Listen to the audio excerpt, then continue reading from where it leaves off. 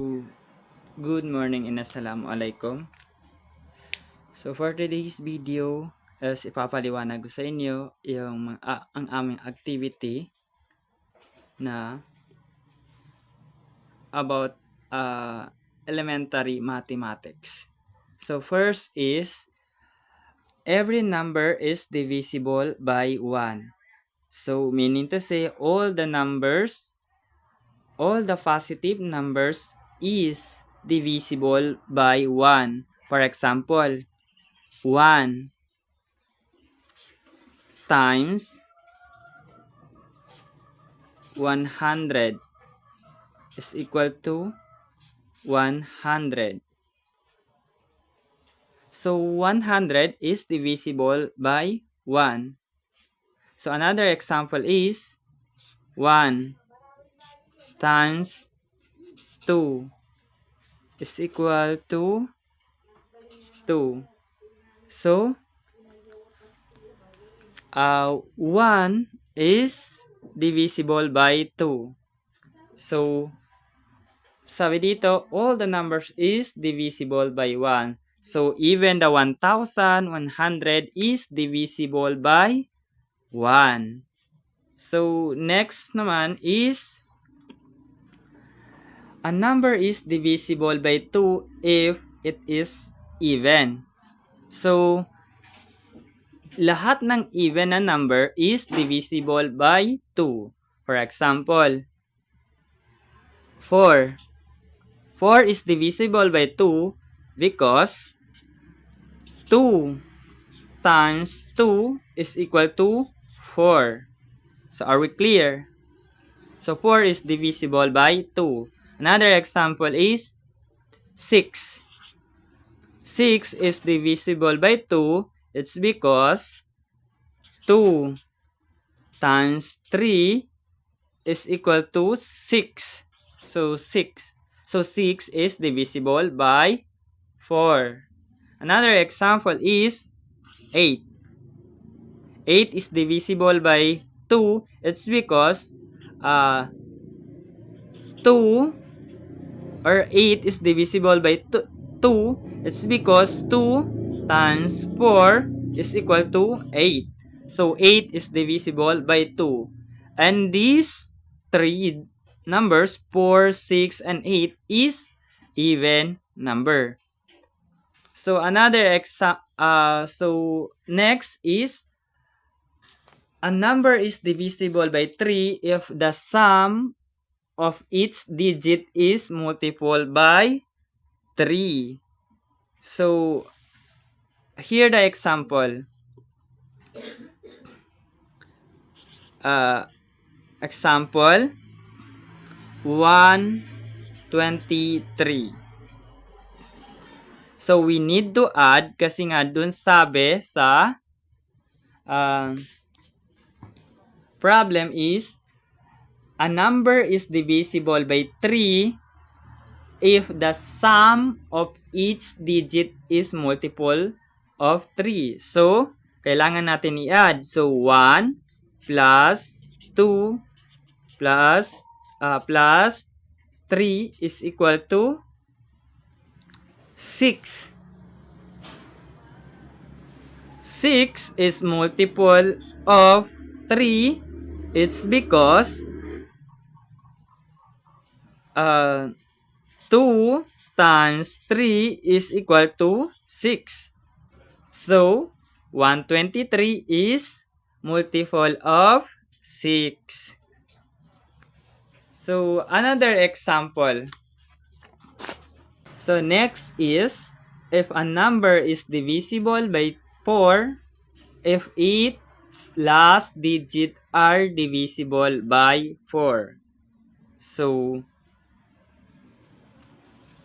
ang number daw is divisible by 4 kapag ang last digit ay, or yung last digit ay divisible by 4.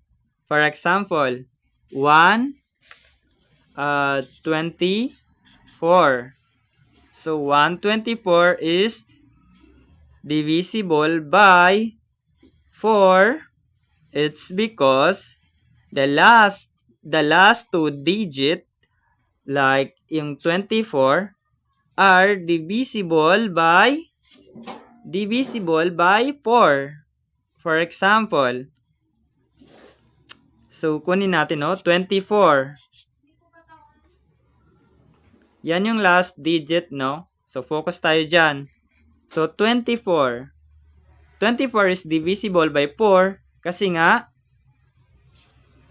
4 times 6 is equal to 24. So that's why 124 is divisible by 4 kasi nga the last two digit are divisible by 4. So next,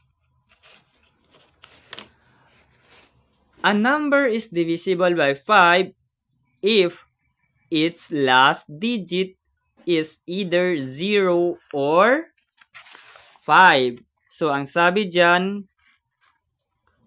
ang number ay divisible sa 5 kapag yung last digit ng number ay either 0 or 5. For example, 10. 10 is divisible by 5. It's because the last digit of this number is 0. So, ganito lang yan. How to solve? 2 times 5 is equal to 10. So, 10 is divisible by 5. Another example is 25.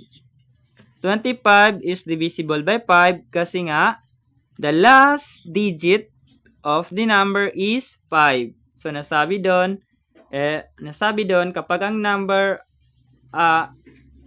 ay nagtatapos sa 0 or 5 is divisible by 5. So, how to solve? 5 times 5 is equal to 25. So, yan lang. Next is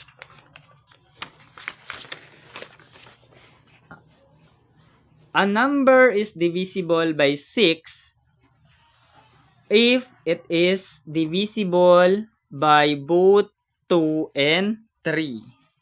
So, for example, 36. 36 is divisible by 2, both 2 and 3. It's because this last digit is divisible by 2 and 3.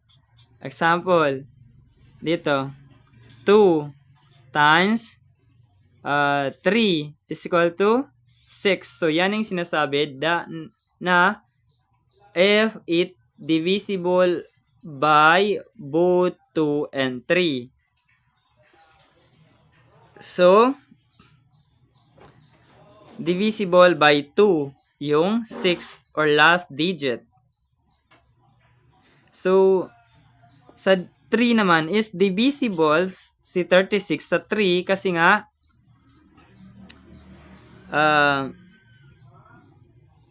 divisible by 3 is sum of digit is a multiple of 3. So, 3 plus 6 is equal to 9. So, 9 is divisible by 3 kasi nga dito 3 times 3 is equal to 9. So, 36 is divisible by 3. So, ganito lang siya. So, since 2 and 3 or 36 is divisible by 2 and 3, so that 36 is divisible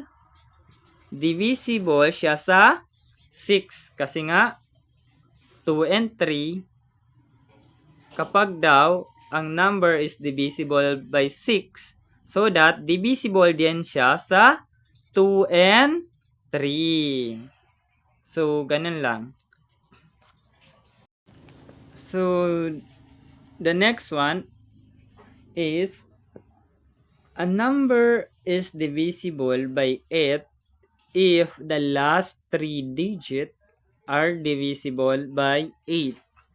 So, for example, 9208. 9208 is divisible by 8. It's because its last 3 digit, itong 208, are divisible by 8. So how? So we need to find na number na i-multiply natin sa 8 na ang result is 208. So 8 times 26 is equal to 208.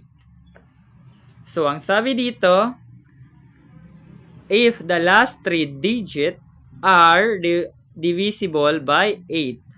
So, 9208 is divisible by 8. It's because the last 3 digits are divisible by 8. Are we clear? So, yes. So, next one is, if a number is divisible by 9, if the sum of its digit are divisible by 9. So, for example, 18. 18 is divisible by 9. So, bakit? Because if we add these two numbers, like 1 plus 8 is equal to 9. So, 18 is divisible by 9 kasi nga ang sabi, if the sum of its digit are divisible by 9. So, another example is 27. So, 27 is divisible by 9 kasi nga kapag i-add natin, 2 plus 7 is equal to 9. So, the number 27 is divisible by 9. So, the last one is, dito tayo, move tayo. If a number is divisible by 10 if the unit digit is 0. So, nasabi dito, ang number daw ay divisible by 10 kapag ang number or the last digit ng number ay 0. For example, 100. 100 is divisible by 10 kasi nga 10 times 10 is equal to 100. So, 100 is divisible by 10. So, another example is 20. 20 is divisible by 10 kasi nga last digit niya is 0. So, anong pwede nating i-times na sa 10 na na ma-divisible siya sa 20. So, ay 10. 10 times 2 is equal to 20. So, 20 is divisible by 2 kasi nga tinimes natin yung 10 sa 2 na ang sagot ay 20. So, another Another na palatandaan na kapag ang last digit ng number is 0 is automatic na divisible siya sa 10. Are we clear? So, that's end of our lesson. Thank you.